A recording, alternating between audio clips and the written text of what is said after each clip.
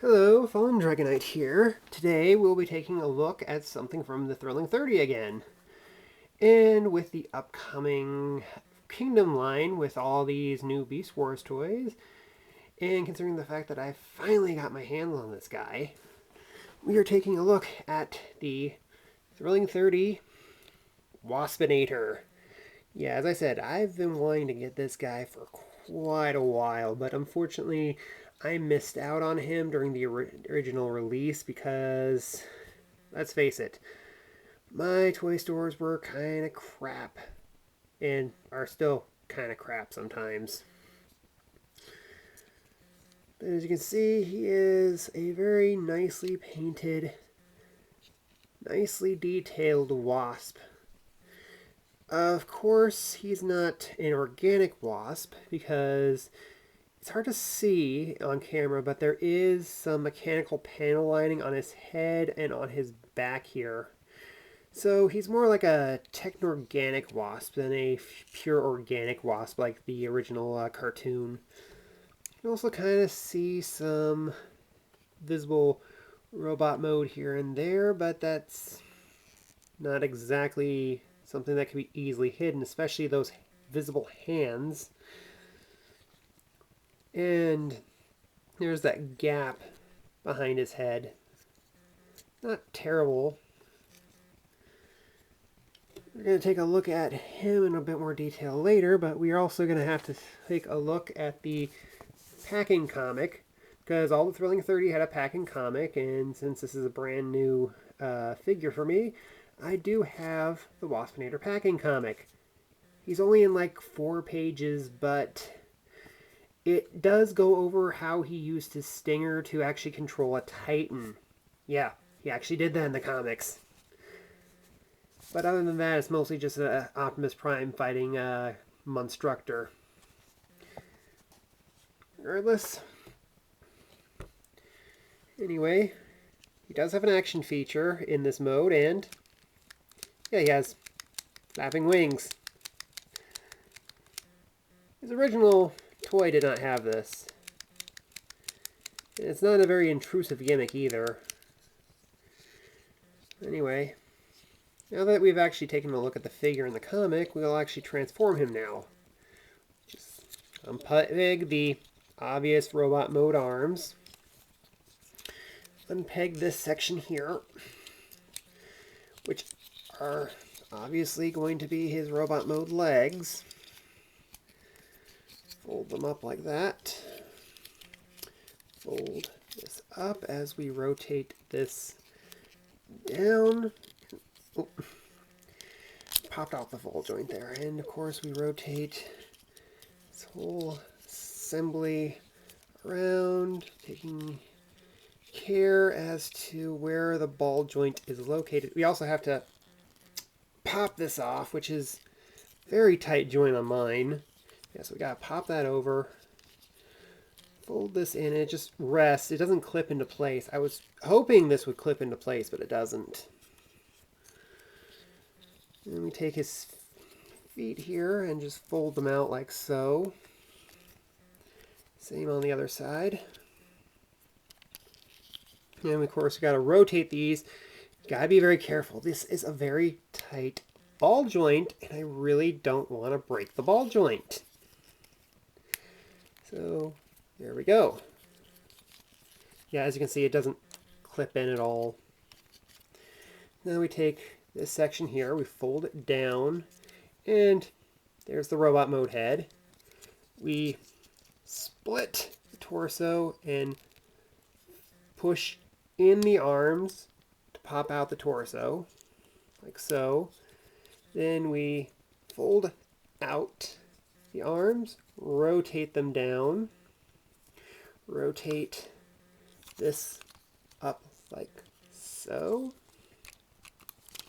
Same on the other side. Collapse the torso on the hinge into the rest of the body, and that clips into place while this doesn't.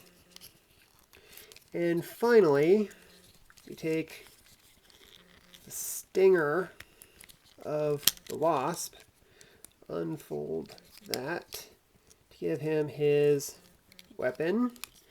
And there we have Waspinator in his robot mode. And yeah, that is a very nice looking robot mode. Got some nice, decent light piping in his head, but mostly because half his head is clear plastic. Nice ball joint on there. Got some nice detailing on the body. It definitely invokes the original Beast Wars design, but more of a modernized take on it. He has, of course, the ball jointed shoulders, ball jointed elbows, and you wouldn't think it, but he actually does have wrist articulation. It almost looked like it was molded in a single piece until I noticed the joint cut there. He has no waist due to transformation. He does have the ball joints in his wings in order to get them out of the way. Ball jointed hips. Not very much knee bend. There is a thigh swivel right there near the ball joint. And the toes just move in and out. That's really all you can do with the posability there. But he is a very nice looking Waspinator. Nice paint apps. And somewhat decent articulation, especially considering what they had to do with the transformation. Now, for comparison, considering I just recently did a video of this guy, Power of the Primes, Throne of Primes Optimal Optimus, who could probably squish him like a bug. Yeah, don't worry. He's not going to squish you with that giant scepter of his.